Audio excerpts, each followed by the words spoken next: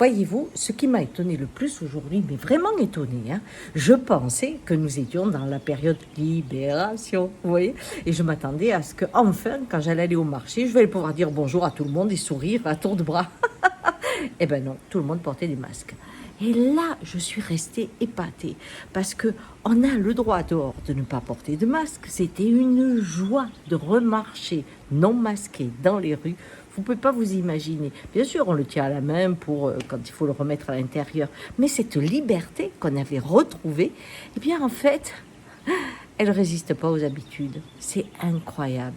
Quand les habitudes nous tombent dessus, on ne se rend même plus compte qu'on fonctionne. Vous voyez, on fonctionne.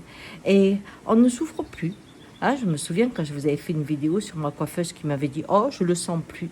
Eh bien là, quand j'ai vu cette rue masquée, j'ai eu envie d'être très triste après ma joie que je croyais exprimer.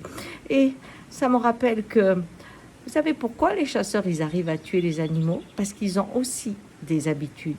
Quand quelqu'un a une habitude, il est prévisible. Et dans ces cas-là, dans le monde où on est sous haute surveillance, être prévisible va être un vrai problème dans les temps qui viennent. Et comment on fait pour ne pas être prévisible? Eh bien, on ressent les choses.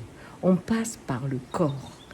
On n'est pas dans ce monde de la tête qui obéit à une vision collective de ce qu'on doit être. On sent.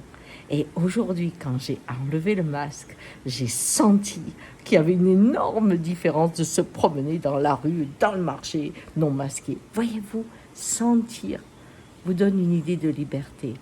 Avec la tête, on a des habitudes et on ne sent plus rien. Allez, le vrai défi, c'est pour cette année.